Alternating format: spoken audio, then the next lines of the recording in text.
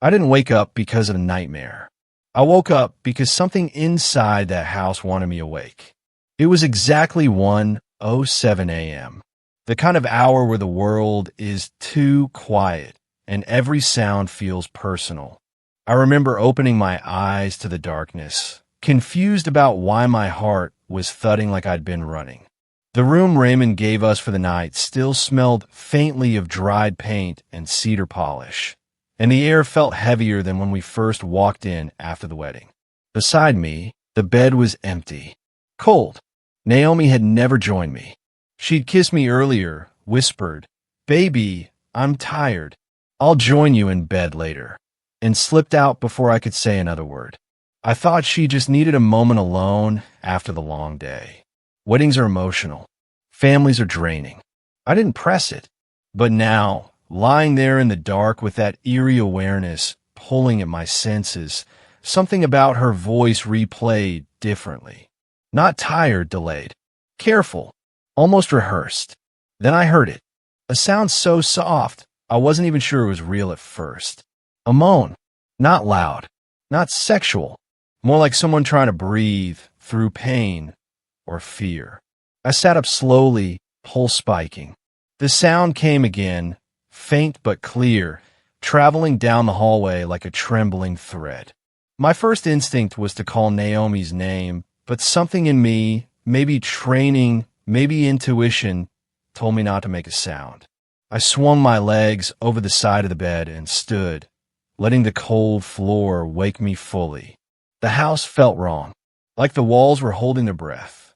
I stepped into the hallway, the floor creaking beneath me. Raymond's home was quiet, the kind of quiet that listens. A dim night light glowed near the stairway, casting a pale circle on the wooden floorboards. Our wedding picture from earlier that day, still in its temporary frame, sat on a small table beside an old family portrait of Naomi and her father. Two smiles. But looking at them now, I couldn't shake the feeling those smiles had never been meant for the same world. The moan came again, this time sharper, almost strangled. It slipped out from behind a door at the end of the hallway, Raymond's door. My chest tightened. Why would anyone be in his room at this hour? Why did it sound like someone was trying not to scream? As I moved closer, I became hyper-aware of everything. The faint tick of the grandfather clock downstairs, the hum of the fridge in the kitchen, even the shift of my own breathing. Halfway down the hall, I paused and glanced over my shoulder, expecting Naomi to appear, drowsy and annoyed at my wandering. But the hallway behind me stayed empty, and that emptiness annoyed me. No, scared me, because Naomi never left me alone on her wedding night without a word. A tension spike hit me right there, enough to make me whisper instinctively, "Lord, if anybody else is awake in this house, let them hear me." Before I took the next step, I exhaled and added quietly, "By the way, tell me where you're watching from in the comments, and if you're new here, go on and subscribe.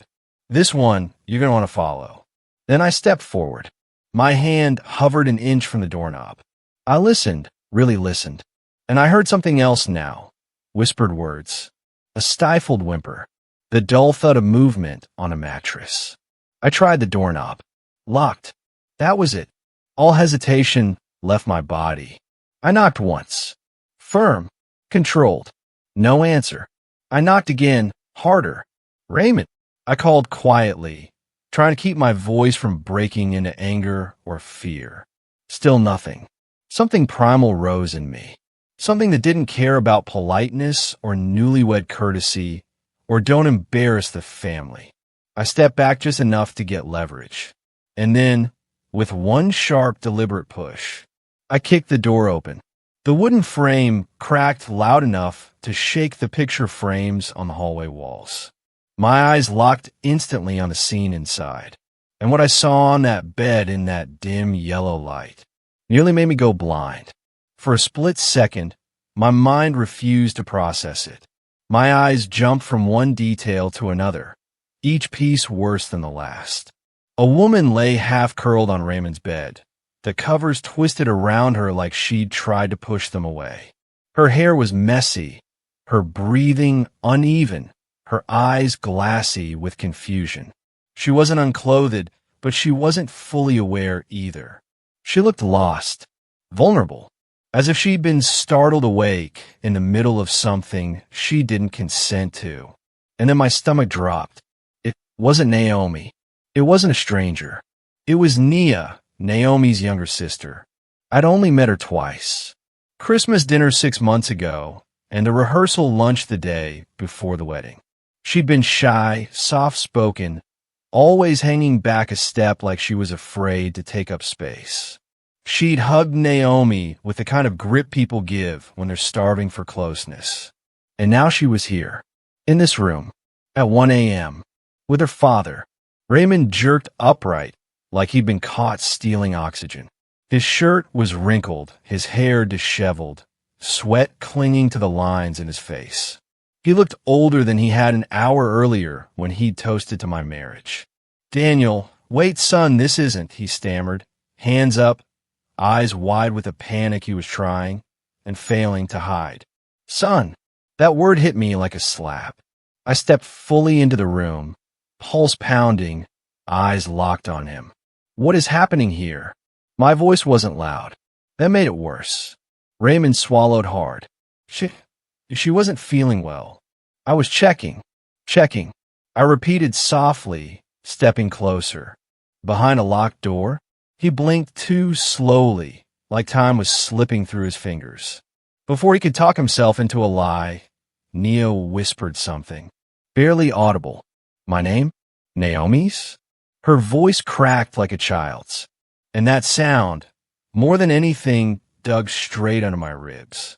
Something in me shifted, a strange mix of dread and fury threading together so tightly I couldn't tell where one ended and the other began. For a moment, the room flickered into a memory. At Christmas, I'd walked into the kitchen to find Raymond speaking sharply at Nia. Nothing loud, just a sharpness in tone that didn't fit a father talking to a daughter. She'd shrunk back, apologized even though she hadn't done anything wrong.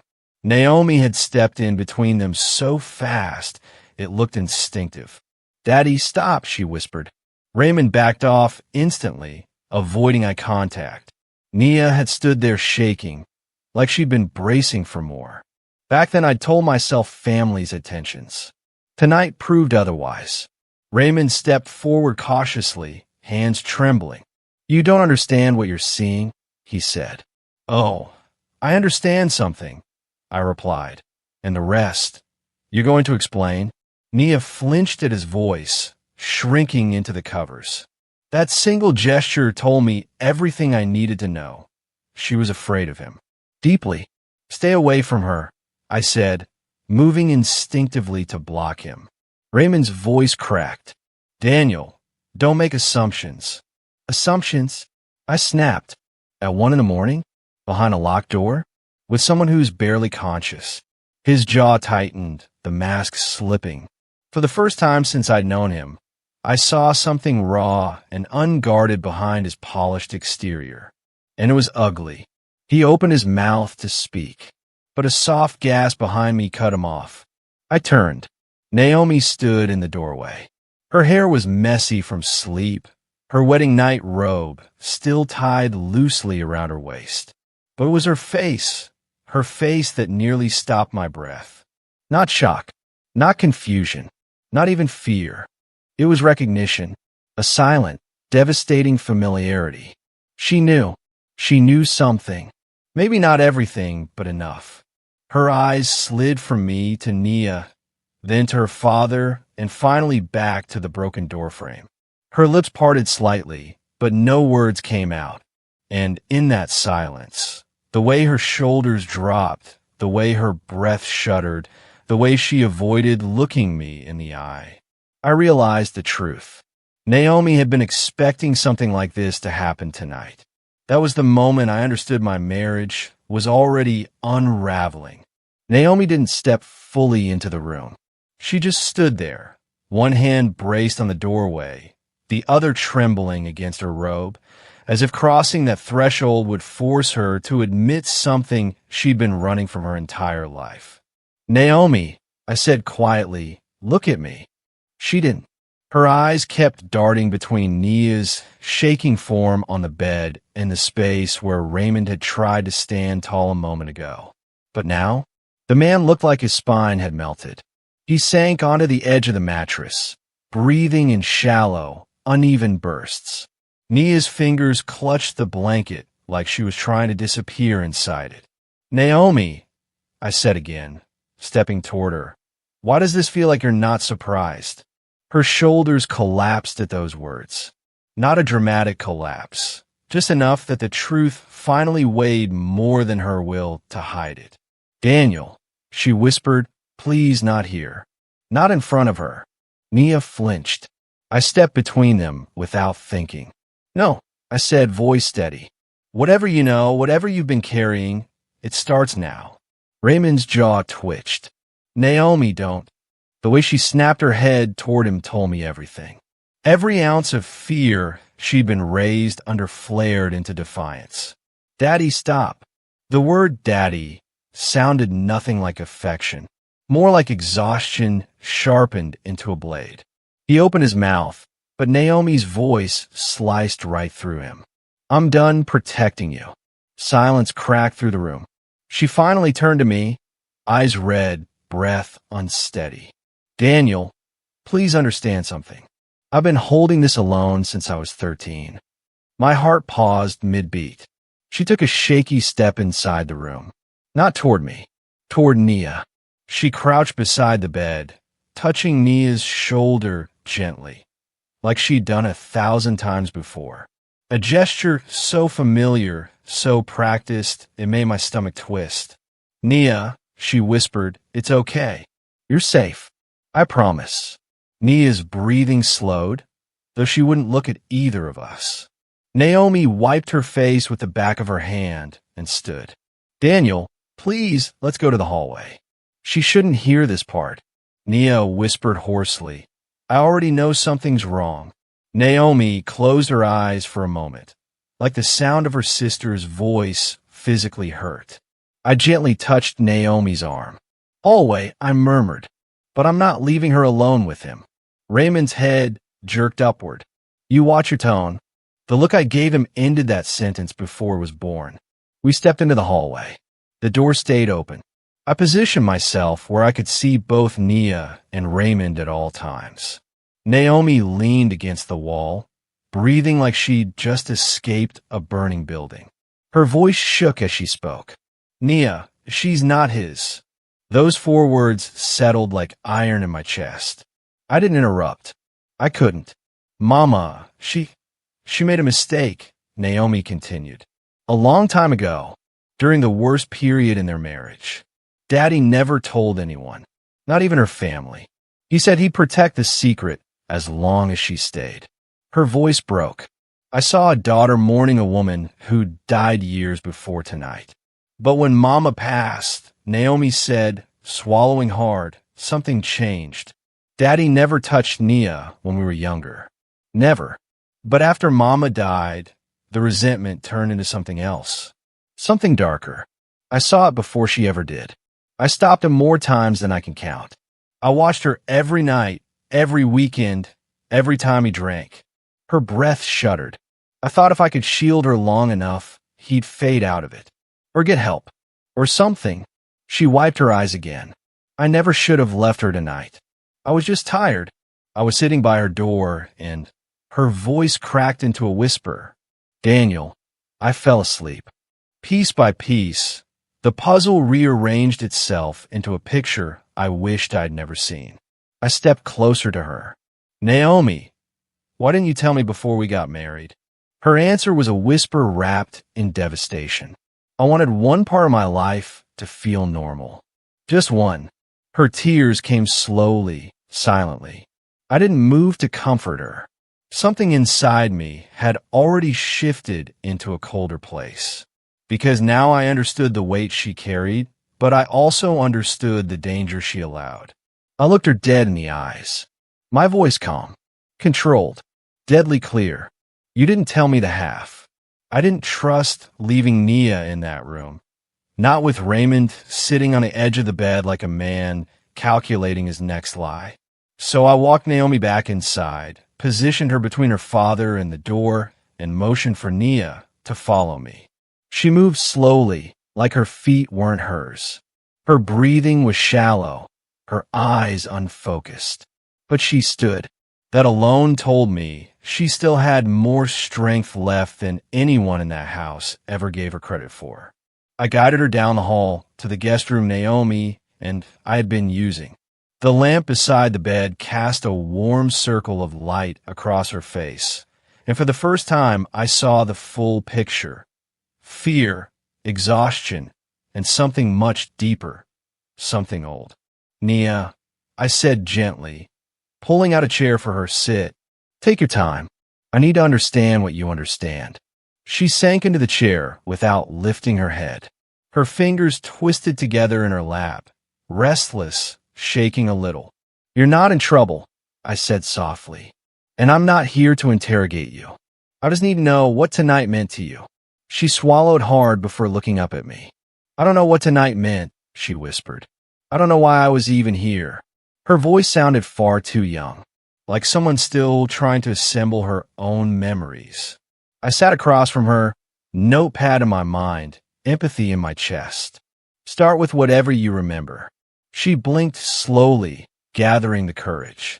I came home because Naomi said Daddy wanted to see me. She said he'd been off lately. She didn't say why, but she said she wanted us all together before they left for their honeymoon. A shadow drifted across her face. I don't remember much after dinner. I remember feeling dizzy, like something hit me slow. I thought maybe the wine was stronger than I expected. Daddy kept topping my glass, even when I tried to say no. My jaw tightened, and then I asked. Nia shook her head. Then I was in his room. I don't know how or why. I just woke up there, and everything felt wrong, like I was underwater. I leaned forward. Did this ever happen before?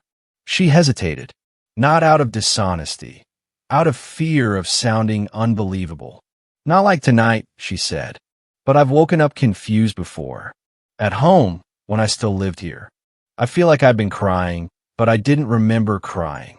Or Daddy would sit too close on the couch, and Naomi would appear out of nowhere and pull me to another room.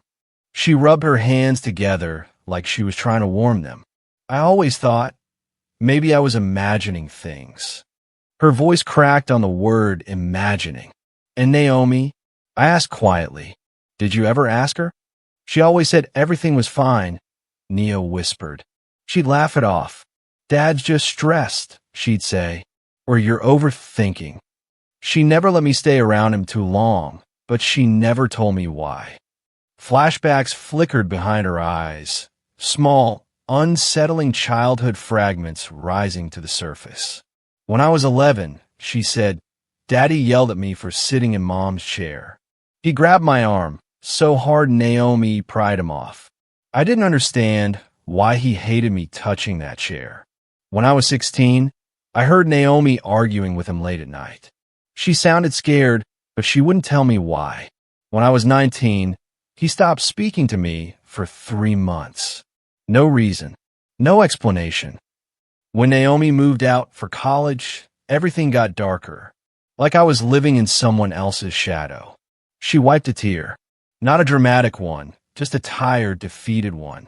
I always felt like something was wrong with me, Daniel. Like there was a reason he looked at me, sometimes like I didn't belong in this house. But no one ever explained anything. I exhaled slowly, absorbing her truth. Everything she'd lived made sense to her only in fragments. In discomfort, she'd normalized. But to me, it painted a direct, unmistakable line. She looked up suddenly, eyes wide with a fresh wave of fear. Daniel, if Naomi has been protecting me my whole life, then what has she been protecting me from? She leaned forward, voice trembling, barely holding itself together. Tell me the truth, she whispered. What else haven't they told me? I didn't sleep. Even if I wanted to, the house wouldn't have let me. After calming Nia enough for her to lie down, I stepped back into the hallway. The air felt heavier than before, almost thick with secrets. Naomi was still sitting outside her father's room, knees pulled up to her chest, stifling quiet sobs. But there was something I needed to do, something my training screamed for. I crouched beside her. "Stay with her," I whispered. She nodded without lifting her face. The moment I rose, something in me flipped, an old switch I hadn't touched since law school, the one that turned emotion into focus. I walked down the hallway slowly, scanning every frame, every shelf, every misplaced item. When families hide things, they rarely hide them well. They hide them close. Raymond's house was the kind of home that tried too hard to look untouched, too clean, too curated. And when people decorate with the intention of pretending everything is fine, the places they don't touch stand out. His study was one of those places. The door creaked when I pushed it open. A faint smell of old books and cologne hung in the air. A desk lamp glowed weakly, illuminating neat stacks of papers. Too neat. Like someone arranged everything for display, not use. But the dust told the truth. The left side of the desk was clean. The right side had a faint rectangular shadow. Something had been moved recently. I opened the top drawer. Bills. Insurance copies. Receipts. Clean. The second drawer had old tax folders. The third drawer stuck halfway like something inside resisted. I pulled harder. The drawer jerked open, revealing a stack of old files shoved all the way to the back. Papers with soft edges, yellowed with age. I pulled them out slowly, scanning titles, names, dates. And then I saw it. Harper Family Estate, post Linda. My chest tightened. This wasn't illegal on its own. Families file estate documents all the time. But something about the file's weight, too many pages, too many signatures, too many crossouts, put me on edge. I sat in the chair and opened it. Page after page revealed small red flags. Nothing incriminating yet, but enough to scratch at the back of my mind. Handwriting that didn't look like Linda's. Dates that overlapped strangely. Amounts transferred that didn't match the reported income. I flipped deeper.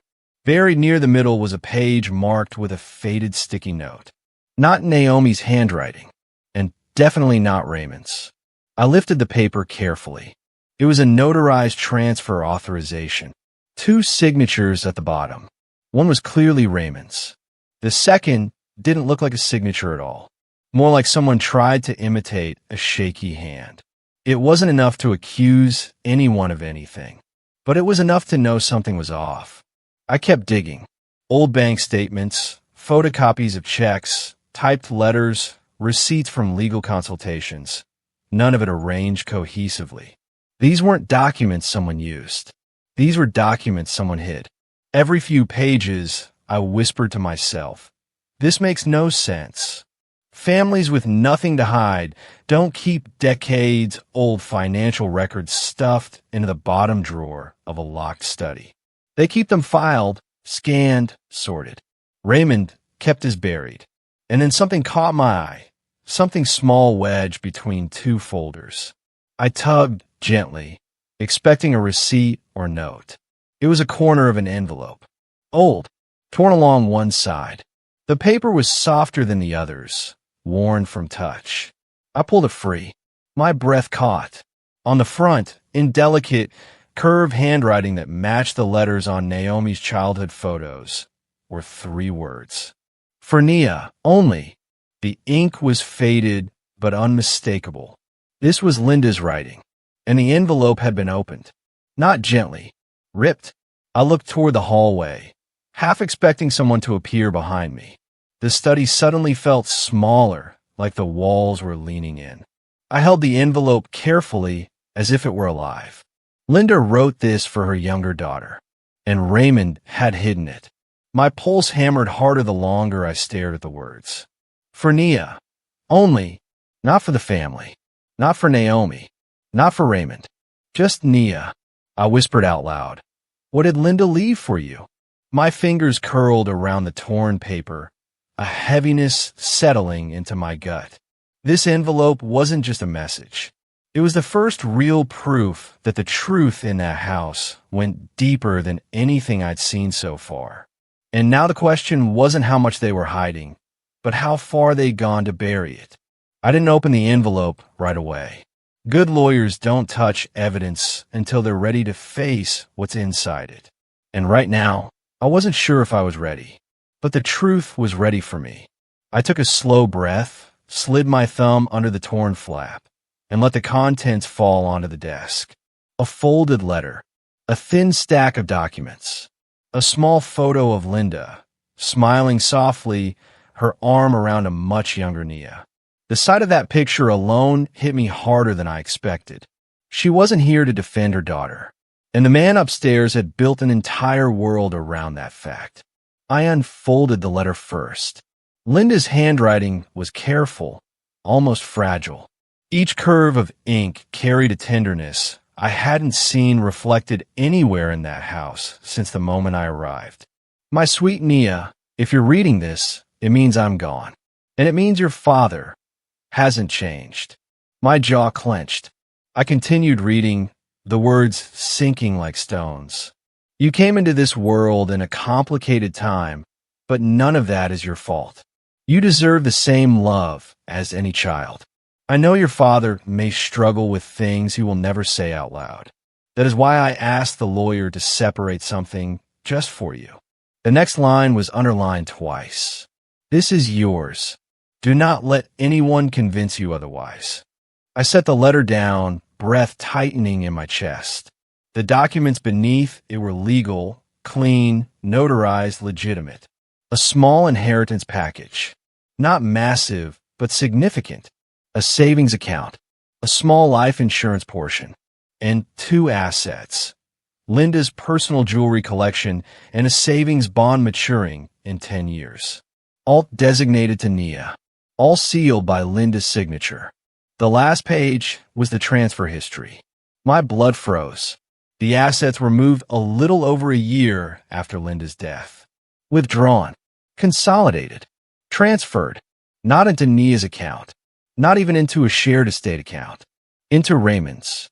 And a signature that authorized the move on Nia's behalf. It wasn't hers. It wasn't even close. It looked like a rushed imitation. My hands curled slowly around the edges of the paper. The implication was clear, terrifyingly clear. Raymond stole his dead wife's gift from the daughter he'd resented. And he didn't do it alone. A soft, shaky voice broke the silence behind me. Daniel, please don't get angry. I turned. Naomi stood in the doorway, arms wrapped around herself, eyes swollen from crying. She looked smaller than I'd ever seen her, like her bones were trying to fold inward. How long have you been standing there? I asked. Long enough, she whispered. I knew what you'd find. I held the folder up. This wasn't meant for anyone but your sister. Naomi nodded, tears sliding silently. Then how, I said slowly, did it end up in your father's drawer? She closed her eyes. Because I helped him. There it was. The confession that tightened every muscle in my body. Why? I asked, voice low. She sank onto the edge of the bed, hands trembling in her lap. I was 19. Mama had just died. Daddy was falling apart. He told me the family couldn't handle another scandal, that everything would unravel if anyone found out Nia wasn't his. He said this money would help keep us stable. Stable. I spat. It wasn't his to touch. I know, she cried. But I was scared. I believed him. I thought I was protecting our family. Protecting, I repeated, stepping closer. Naomi, your mother wrote a letter begging her daughter to hold on to something that was hers. And you helped hide it. I didn't think he'd take all of it, she whispered. I don't know what I thought. Her voice crumpled under the weight of her own guilt. But guilt didn't undo what she'd done. It didn't restore trust. It didn't change the fact that she had been the bridge between Raymond's resentment and Nia's loss. She finally looked up at me, eyes pleading. I didn't know he'd keep everything. I didn't know he'd go this far. I swear I didn't. But her words bounced off me like pebbles hitting stone. Because it didn't matter what she meant to happen. It mattered what actually happened. I stepped closer, holding the documents between us like a mirror she couldn't avoid. You didn't just hide this, I said quietly. I leaned in just enough for her to hear the shift in my breath. The moment my voice went from husband to something colder. You stole from her.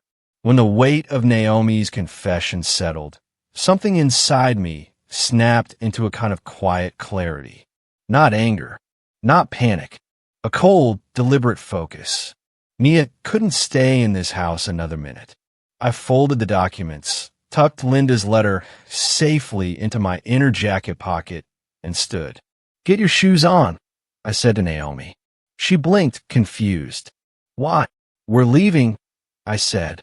All three of us. Now. Her eyes widened, panic rising in the place where guilt had lived. Daniel, wait. It's the middle of the night. Exactly. That's why we're going now. I stepped past her, moving down the hallway toward the guest room where Nia lay curled on the bed, staring at the wall like she didn't trust herself to blink. Nia, I said gently, we're leaving. She sat up slow, disoriented. Leaving? Where? A hotel. Somewhere safe. She trembled, hands gripping the blanket. I don't want him to wake up and find me gone. That's the point, I said. He won't find you. Behind me, Naomi's voice cracked. Daniel, please. Think about what you're doing. I turned. No, Naomi. You think about what you've done. And what you didn't do. She stepped closer, shaking. I didn't tell you because I held up a hand. Don't. Not tonight. Her face crumpled. Her lips parted like she wanted to explain again, to justify, to beg for space, but I couldn't give her anything. Not while her sister was sitting there terrified and broken. I reached into my pocket, pulled out my phone, and dialed. The county hotline answered on the second ring. This is Daniel Wilson, I said, voice steady. Attorney. I need to report a situation involving potential misconduct and concern for safety. I'm removing the victim from the residence and will file the emergency protective order by morning. The woman on the phone confirmed my information, asked 2 brief questions, and instructed me to document the removal. Standard procedure. Predictable. Clean. I hung up. Naomi stared at me like she didn't recognize the man standing in front of her. Daniel, you're calling the police? They needed to know, I said, and they'll need a full statement tomorrow. Her breath hitched. Daddy, he'll panic. He should. I walked over to Nia and offered my hand. She hesitated, then placed her palm against mine with surprising strength.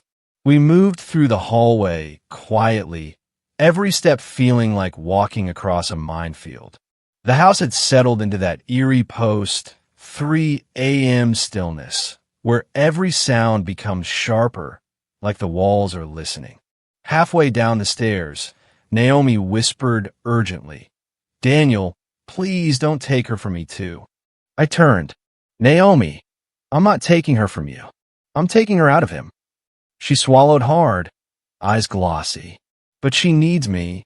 Then you show up for her tomorrow, in the daylight, when you're ready to tell the truth without breaking halfway. Her face fell at that. We reached the front door. I eased it open slowly, the hinges groaning faintly, loud in the quiet house. The cold air outside hit us like a blessing.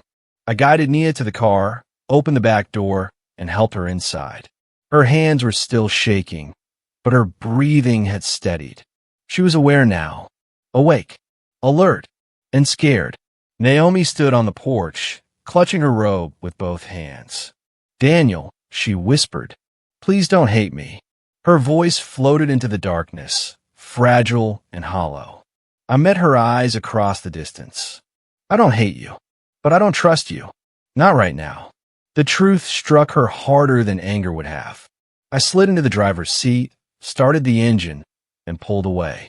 The house shrank behind us. Once a place of hospitality, Now a crime scene waiting for daylight. Nia stared out the window, voice barely audible. I didn't think he'd ever do something like this again. That word, again, echoed through the car. I gripped the steering wheel tighter. 5 minutes later, my phone buzzed. Naomi. I expected a text. Instead, it was a voicemail notification. My stomach tightened as I pressed play. Raymond's voice came through the speaker, low, rattled, almost animal. Naomi, where is she? Then the line cut. A chill crawled down my spine. I didn't realize how tight I'd been gripping the steering wheel until we reached the hotel and my fingers refused to straighten. The adrenaline had settled into my muscles like cement. Nia moved quietly beside me, still dazed but safer than she'd been an hour ago. At check-in, the night clerk glanced at us. One look at Nia's red eyes and trembling hands, and didn't ask a single question. He just handed over the key cards with a sympathetic nod. People sometimes see more than they understand. Inside the room, Nia sat on the edge of one bed, staring at the carpet like it was the only stable thing left in her world. I closed the door gently and took the chair near the window, letting my breathing slow just enough for the next phase of this night. Because now I wasn't just a husband who stumbled into a nightmare. I was a lawyer with a target. I pulled out my laptop, opened a new evidence file, and began typing everything I'd observed since 1 a.m., timestamps, details, tone, Raymond's appearance, the locked door, Nia's condition, Naomi's reaction. Every detail mattered, especially in cases built on years of silence. Nia finally looked up. Is this really happening? Her voice cracked, not from shock, from years of something she never had the words for. Yes, I said quietly, and it's going to stop tonight. She nodded, then curled into the blankets. Exhaustion pulled her under fast. Trauma always cashes its debt later. As she slept, the weight of everything pressed into me. The room was dim. The world outside still blue-black with night. And here I was, 1 week married, sitting in a hotel room with my wife's sister because her father had spent years preying on her vulnerability, and my wife had known pieces of it all along. My hand hovered above the keyboard for a moment. I wasn't supposed to be in this position. I wasn't supposed to carry a family's unspoken sins. I wasn't supposed to feel responsible for a woman who wasn't even my sister. But I did. Not because of obligation, because of what I saw in her eyes tonight. That quiet, exhausted acceptance of pain she thought was normal. That's what broke me. I opened a county portal, typed in my attorney credentials, and began filing for the emergency protective order. Midnight filings were rare, but not impossible. I attached my incident report, the timeline, and requested expedited review due to potential ongoing risk. As the documents uploaded, my phone buzzed. It was Naomi. I didn't answer. Not because I want to punish her, but because anything she said tonight would be emotional, messy, poorly timed. And I needed clarity, not apologies whispered through tears. Instead, I typed her a single text. Nia is safe. I'm filing the order. Do not bring him near her. The message delivered instantly. Her reply never came. By 4:12 a.m., the county system confirmed receipt of my filing. I shut the laptop and leaned back, letting my head fall against the chair. A wave of exhaustion hit, but underneath it, under the anger, the adrenaline, the cold fury, another feeling crept in. Grief. Grief for my marriage. Grief for the trust one thought I had. Grief for Naomi's silence, which now felt like a betrayal of its own. I stared at the ceiling until the room blurred, then forced myself to stand and check on Nia again.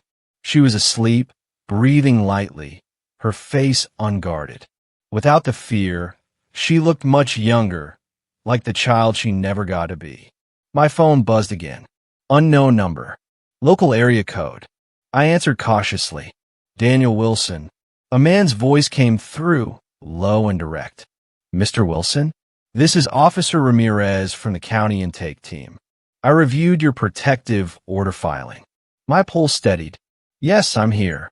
We need to meet later this morning, he said.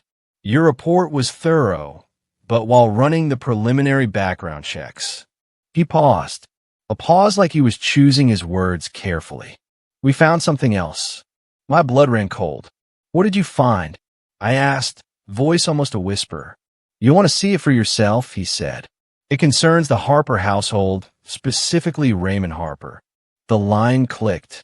The silence that followed felt heavier than anything I'd discovered so far. By the time morning light crept through the hotel curtains, I had slept maybe 20 minutes. Nia was still out cold, her breathing steady, her body finally allowed to rest without fear breathing down her neck. I didn't want to wake her, so I stepped into the hallway to return Officer Ramirez's call. He picked up on the first ring.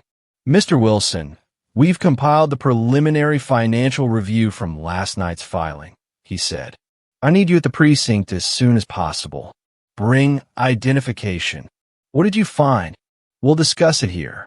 The tone said everything. This wasn't something he'd say over the phone. I returned to the room, wrote a note for Nia. You're safe. I'll be back soon. Don't open the door for anyone but me, and left quietly. The precinct was cold and fluorescent, the kind of place where truth has a way of sticking to the air. Ramirez led me into a small conference room, a thin file in his hand. We pulled records tied to your mother-in-law's estate, he said. Something wasn't adding up. He slid the folder across the table. When Linda Harper passed, a portion of her assets was supposed to transfer to her younger daughter. But instead, they were moved through a secondary account under Raymond's control. We found unusual withdrawals. I opened the folder. The numbers hit me like a punch. Withdrawals made within weeks of Linda's funeral. Transfers labeled as internal estate consolidation. Amounts that didn't match the documents I'd found in his drawer. And then something worse.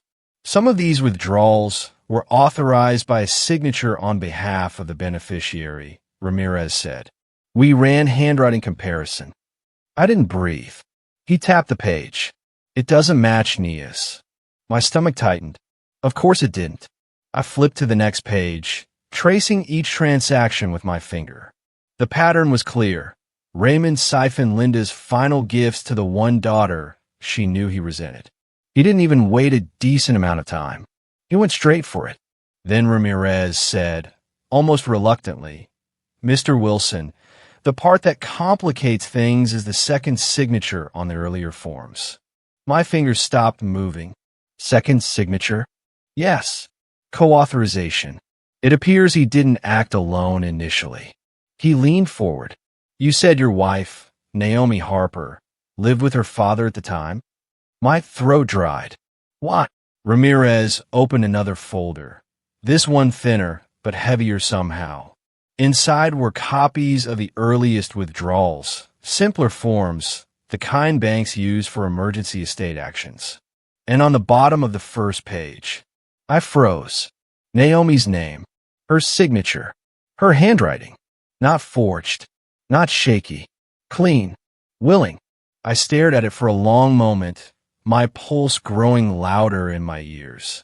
My brain tried to reject it, tried to search for an angle, an explanation, but the truth sat on the page like a weight I couldn't lift. Ramirez spoke carefully. She may claim she was pressured or misled, but she still signed Mr. Wilson. And after that, subsequent withdrawals were made by Raymond alone. He sat back, waiting for me to respond. I didn't. Not first. My chest tightened with something I didn't want to name. Betrayal was one thing in theory, stories clients told in offices. But betrayal signed in ink, betrayal attached to money meant for a girl who had nothing, that was different. That was personal. Is she facing charges? I finally asked, voice low. That depends on cooperation. But she'll be questioned, Ramirez said. We need a full statement from her. And from you. I nodded slowly, staring at the signature again. Naomi, my wife of 7 days, had helped her father steal from the one person in that house who needed protecting most. The officer stood, gathering the remaining files, but I wasn't listening anymore. My eyes were fixed on that small, looping signature, the one she used to sign love notes and wedding documents, now sitting on a form that robbed her own sister. And beneath my breath, so quiet even I barely heard it, a question formed. Naomi, what did you let him turn you into? Ramirez cleared his throat. There's more to investigate, but this changes the trajectory of the case. I closed the folder, exhaling slowly, letting the disappointment settle into something colder. Because the truth wasn't abstract anymore. It wasn't potential. It wasn't theory. It was ink on paper. And as I stepped out of the precinct, the sun too bright against the weight in my chest, I knew one thing with absolute clarity. This signature wasn't the end. It was the beginning. By the time I reached the hotel parking lot, the weight of Naomi's signature sat in my pocket like a loaded weapon. Every step felt heavier than the last, like I was walking back into a life that had already collapsed behind me. I found Naomi sitting on the curb beside my car, still in her robe from last night, eyes swollen, bare feet pulled tight against her chest. She looked like a woman trying to hold herself together while the world pulled at every seam. When she lifted her head, her face crumpled with relief and then fear. Daniel, please tell me she's okay. She's asleep, I said. Safe. She nodded quickly, tears filling her eyes. Can I see her? No. The word landed sharper than I intended, but truthfully, there was no softer version. Her breath hitched. Daniel, please, I need to explain. I stood in front of her, the precinct file heavy in my hand.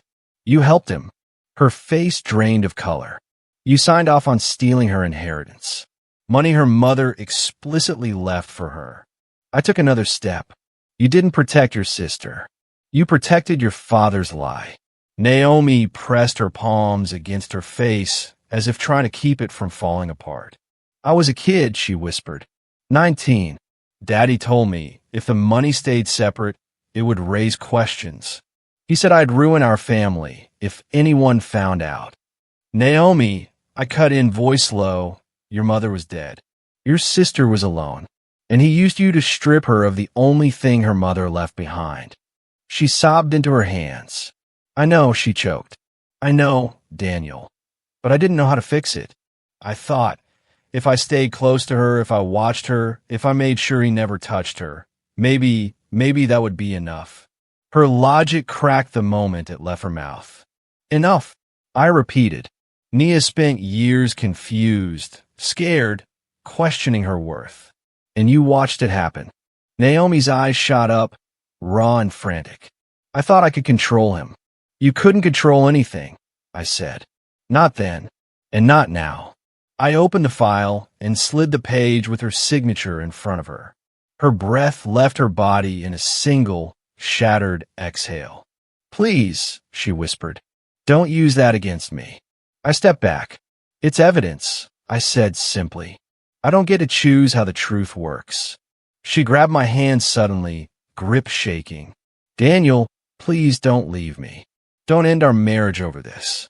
I didn't know he'd do what he did last night. I didn't know it would go this far. I swear I didn't. For a moment, her voice sounded like the girl I married. But it didn't matter. Not anymore. I pulled my hand away. I'm filing for divorce today.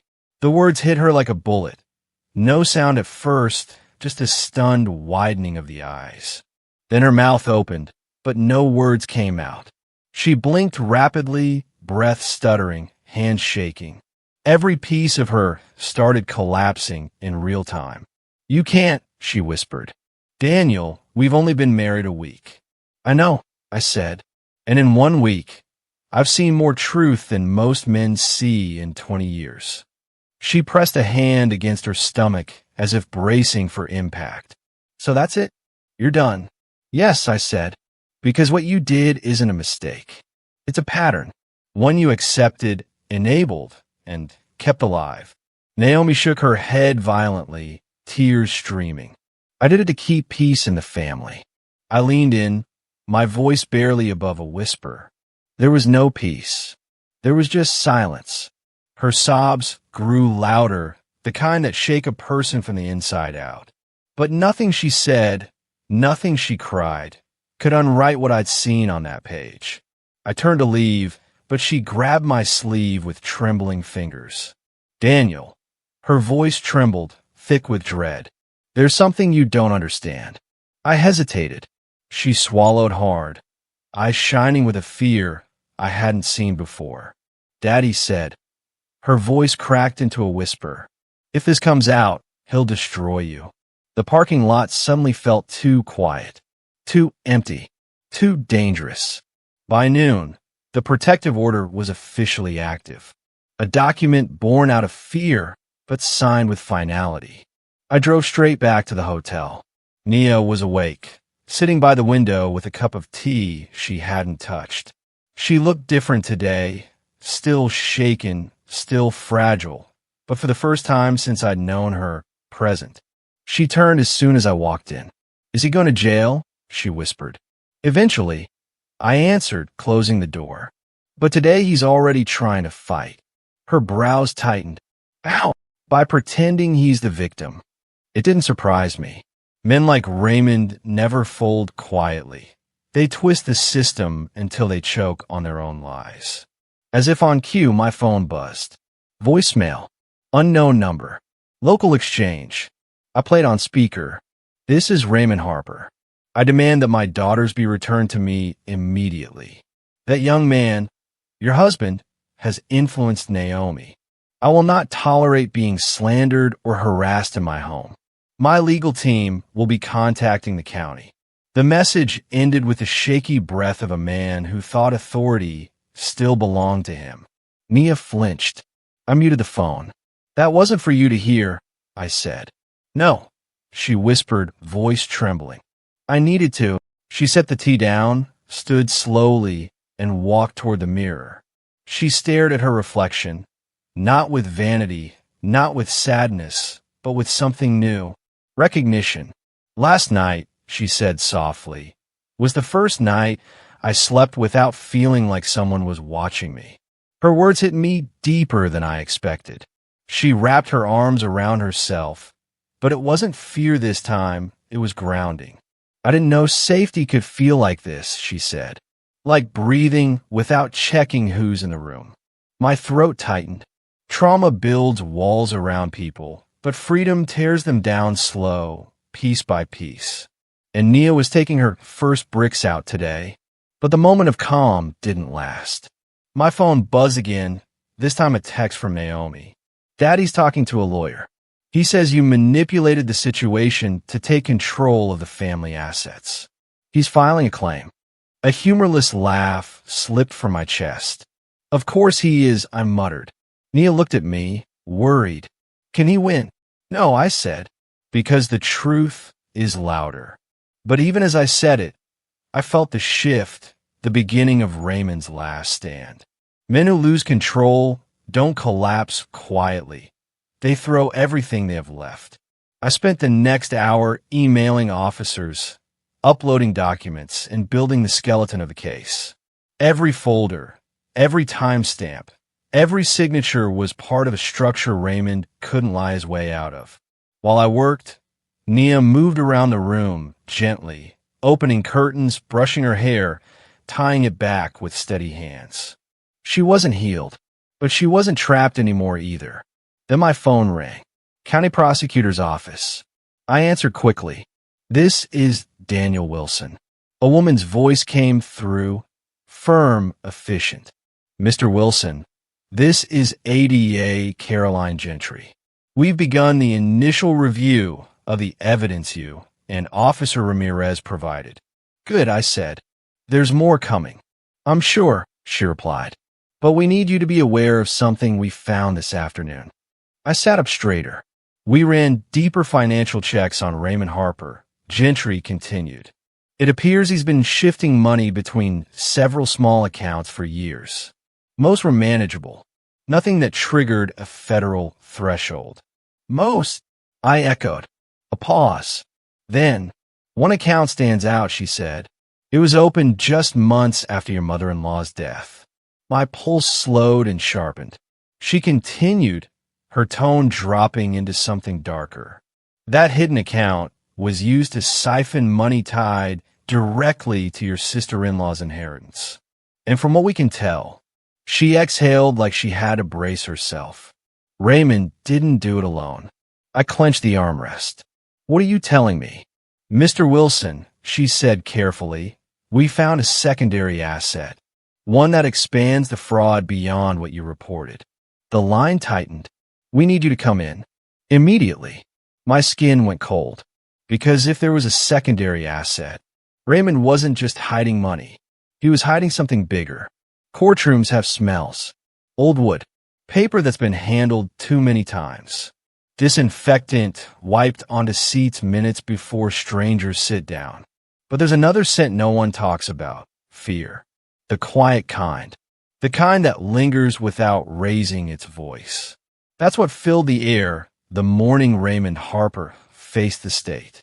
Nia sat beside me at our table, shoulders pulled in, hands folded tight in her lap. She hadn't spoken much on the drive over. She didn't have to. Every breath she took was one she'd been denied for years. Across the room, Raymond conferred with his attorney, a man too polished, too confident for someone representing a sinking ship. Raymond sat upright, chin lifted, trying to project a steadiness that betrayed him the moment he looked at his daughters. His eyes flicked to Naomi first. She froze, not out of anger, out of a familiar, destructive loyalty. That's when I knew. Testifying today would break her before it freed her. The judge entered. Proceedings began. The room felt tight, like even the walls didn't want to hear what was coming. The prosecution opened with a clean, surgical summary of the case. The inheritance, the suspicious account, the unauthorized withdrawals, the protective order. The night I kicked the door open, every word landed exactly where it needed to. When it was my turn, I took the stand. I spoke only in facts. The timeline, the locked door, Nia's disorientation, the documents I found, the forged permissions, Naomi's confession of participating at 19. I watched Raymond while I talked, watched the twitch in his jaw, watched the way his hands tightened on the table, watched him realize this wasn't going away. When I finished, the defense attorney stood. Mr. Wilson, do you have personal animosity toward your father-in-law? No, I answered. Just a responsibility to the truth. And you married into this family, how long ago? 1 week before the incident. So you don't actually know the family dynamics. I know enough, I said. He tried for a smirk. Is it fair to say you misinterpreted? No, I cut in. Not when the victim's confusion matches the documents found in her father's drawer. A murmur rippled through the courtroom. The judge didn't scold me. She didn't have to. She let the silence speak for me. Next was Naomi. Her steps were slow, not dramatic, just the careful steps of a woman walking toward the edge of a cliff she already knew she'd fall from. She took her oath with a trembling voice. When asked about the inheritance documents, she looked down at her hands. I signed, she said softly. Not an excuse, not a justification, just the truth she could no longer run from. The prosecutor pressed. Why? Because my father told me. He said the family would collapse if the truth came out. Her throat tightened. I thought I was protecting everyone. And your sister? The prosecutor asked. Naomi's jaw trembled. I thought if I stayed close to her, I could keep her safe. Her voice cracked completely on the word safe. Nia flinched beside me. For the first time since this began, she reached for my hand, not seeking protection, just grounding. I squeezed gently. Naomi wiped her eyes, but tears kept falling. I didn't know how deep it went. I didn't know She stopped herself, breath shuddering. He used us. Not a single person coughed, shifted, or whispered. Silence stretched across the courtroom like a pulled thread. Then came the part that shifted everything. The prosecutor called Raymond. He swaggered to the stand, trying to reclaim an authority he no longer had. His attorney instructed him sharply to keep his answers tight. Raymond nodded, but predators get sloppy under pressure. He was asked about the inheritance transfers. His lips tightened. It was necessary to consolidate funds. I handled the estate the best way I knew how. And the secondary asset we discovered, the prosecutor asked. His attorney whispered urgently, "Don't answer that." But Raymond wasn't listening. He smirked, arrogance cutting through caution. "If I hadn't moved that money," he snapped, "they'd have figured out why Nia was never meant to have anything in the first place." The room inhaled as one. His attorney froze. The prosecutor blinked once. The judge lifted her head sharply. I leaned forward, heart pounding. Raymond seemed to realize too late what he'd said, what he confessed to, on the record, in front of everyone. The courtroom held its breath. If the courtroom had been tense the day before, today it felt suffocating. Cameras weren't allowed inside, but that didn't stop the hallway from filling with whispers. Neighbors, old colleagues of Raymond's, people who had known the Harper name for decades.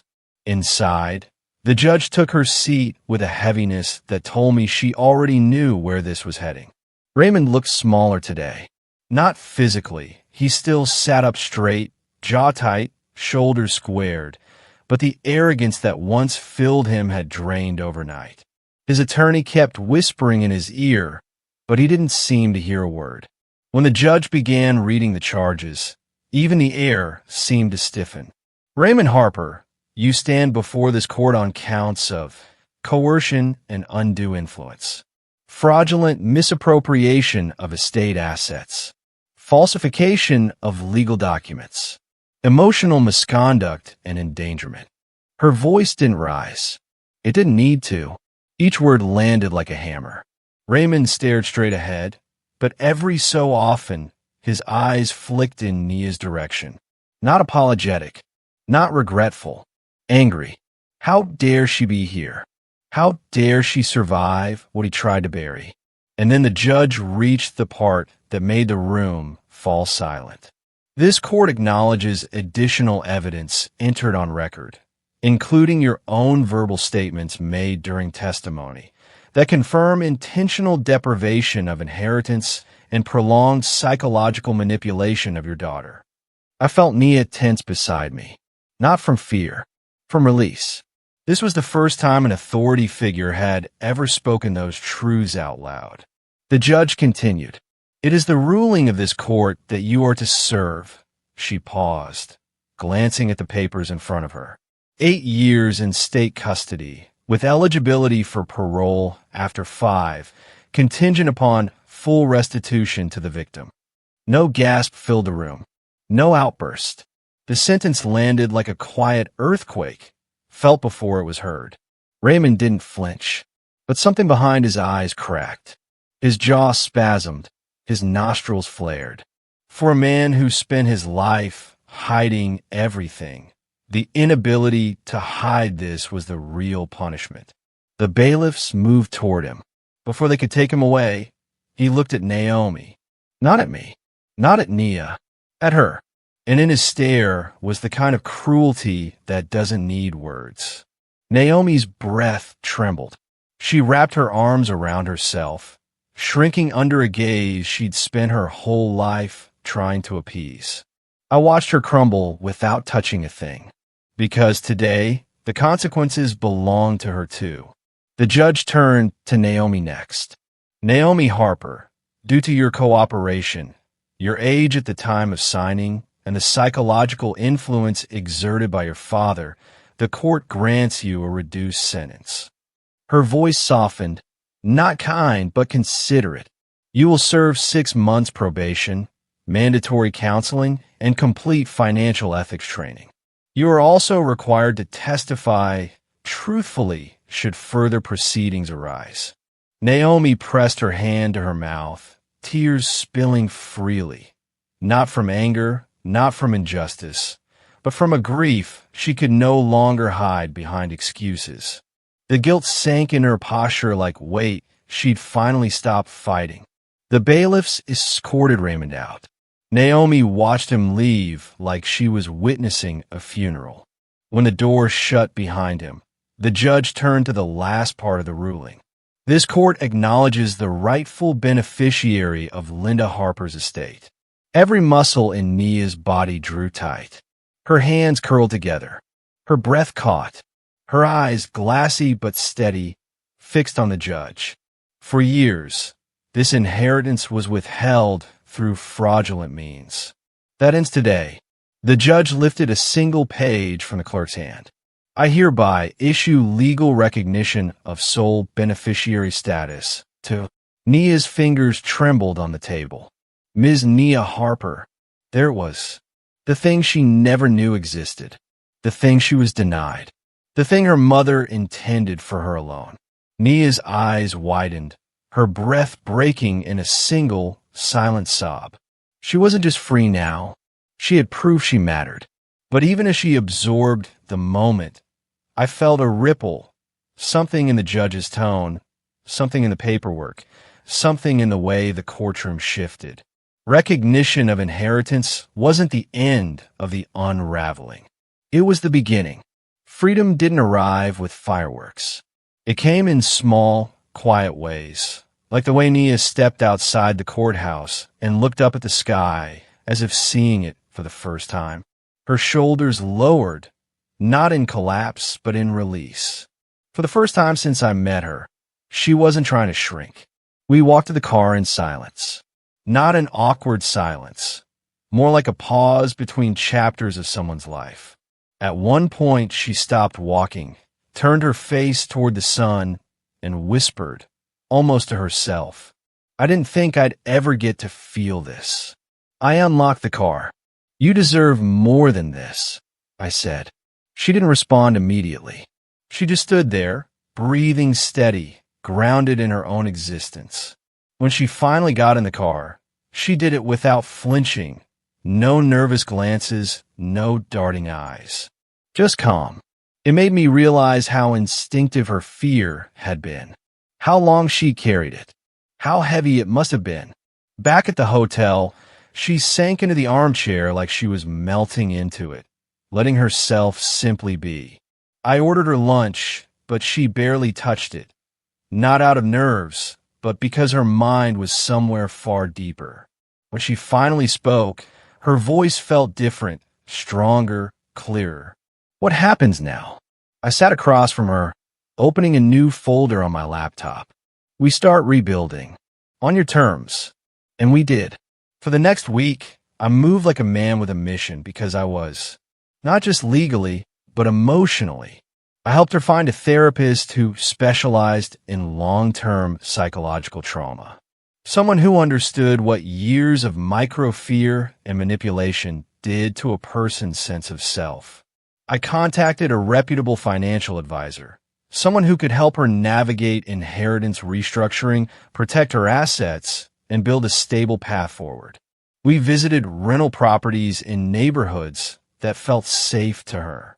She gravitated toward a place with big windows and quiet hallways, somewhere open, somewhere where walls didn't hold secrets. Watching her choose a home felt like watching someone pick out their own name.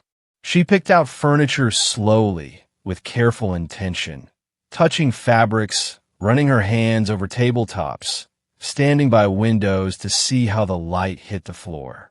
"This one feels like me," she said in one store, her fingers brushing a dining chair. It was the first time I'd heard her define something by herself, not by fear or rule or expectation. She surprised me again later that night when she turned her phone over, looked at the dark screen, and whispered, "I don't have to answer him anymore." Her father's absence in her life wasn't pain, it was oxygen. Over dinner, she looked at me across the table. "You've done so much," she murmured. "You didn't have to." "I did," I said, "because what happened wasn't your fault. And because someone should have protected you a long time ago." She absorbed that slowly, then nodded once a deep, private acknowledgement. 3 days later, her finances were officially secured. The inheritance fully reinstated. The fraudulent accounts frozen and redirected. Documented. Protected. She held the final confirmation printout with both hands, almost reverently. Her name was typed clearly at the top. Nia Harpersole, beneficiary.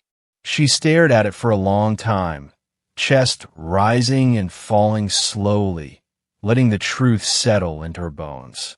"This is real," she whispered. "All of it." "Yes," I said gently. "It's yours." Something in her softened. Not broken, softened. She placed the paper gently on her lap, looked out the window for a long, quiet moment, then turned back to me. Her voice came out small but not weak, just honest. "Daniel, can I ask you something?" I nodded. She swallowed hard, her eyes meeting mine with a mixture of gratitude, confusion, and something deeper, something she didn't fully understand yet. "Why?" she whispered. "Did you fight this hard for me?" Her question hung in the room, heavy and dangerous. The courthouse hallway was quiet the morning I signed the divorce papers. No arguments, no shouting, just the quiet shuffle of pens and paper, the kind of silence that tells you something is ending without needing to announce it. Naomi sat on the opposite side of the table, her hands folded neatly in her lap, her eyes swollen but dry. She didn't look at me much. She didn't have to. The distance between us wasn't physical. It was carved from a truth we could never undo. When the clerk slid the final set of documents my way, I scanned them once, lifted the pen, and signed my name. It didn't hurt. Not the way endings usually hurt. It felt more like releasing something I'd been holding too tightly. Naomi exhaled when her copy was signed. Soft. Defeated. Relieved, maybe. "Daniel," she whispered one last time. I met her eyes, tired eyes, older than they were a month ago. "I hope you get the help you need," I said gently. "And I hope one day you forgive yourself." She nodded slowly, grateful for a grace she might never have earned. We walked out of the courthouse separately. The world outside felt lighter. I didn't look back. Later that afternoon, I drove to Nia's new apartment, a quiet building on a quiet street, the kind of place where the walls didn't hold secrets. She greeted me at the door wearing soft sweats and bare feet, hair pulled back, eyes clear. Not broken, not recovering, becoming. Her home was still sparsely furnished, but it already felt warmer than the Harper house ever had. A small plant sat on the windowsill, a folded blanket on the couch, soft music playing low from her phone. She smiled when she saw me. A real smile, unforced. "I heard your divorce was finalized," she said gently. "It was." She nodded, motioning for me to sit. She handed me tea, her way of grounding herself, and took the armchair opposite mine. "I've been thinking," she said, "about everything. About you. About what you did for me. Nia, no, let me say this." She placed her hands on her knees, steadying herself. "No one ever fought for me," she whispered. "Not when Dad turned cold. Not when Naomi kept secrets. Not when I felt wrong without knowing why. But you showed up when it mattered." Her voice cracked, not out of sorrow, but out of truth finally allowed to breathe. "You were the first person who protected me without condition," she said, "and I won't ever forget that." Her gratitude hit deeper than she knew, but I didn't reach for her hand, didn't blur lines that didn't need blurring. This wasn't about me. This was about her reclaiming her life. I reached in my jacket and pulled out an envelope, cream-colored, carefully sealed, the edges smooth from where I'd repaired them. Her eyes softened. "What's that?" "I restored it," I said quietly. "Your mother's letter was torn, but this," I handed it to her gently. "This was inside the lining." She hesitated, fingers trembling as she took it. It was smaller than the other documents. Older. Another envelope. Linda's handwriting again. for when she is ready. Nia's breath caught. Inside was a single sheet, yellowed, delicate, along with a name written clearly at the top. Her birth father's name. The truth her mother wanted her to have someday. The truth Raymond had buried because it threatened his narrative more than any inheritance. Nia pressed the letter to her chest, closing her eyes, tears slipping silently down her cheeks. Not the tears of the girl I met weeks ago. These were the tears of a woman reclaiming her story. She whispered, "Thank you."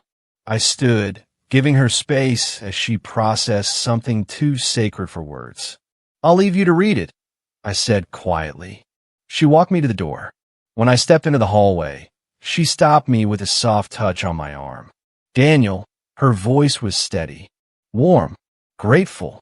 "I'm going to be okay now." "I know," I answered. She smiled, small but certain, and closed the door gently. I walked down the hallway, down the stairs, out into the cool air with a strange peace settling into my chest. My marriage ended today, but a truth lived. A truth that should have never been buried. A truth that began the night I heard that soft moan at 1 a.m.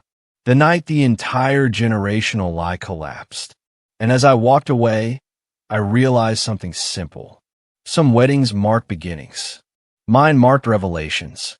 And sometimes revelation is the only justice we get.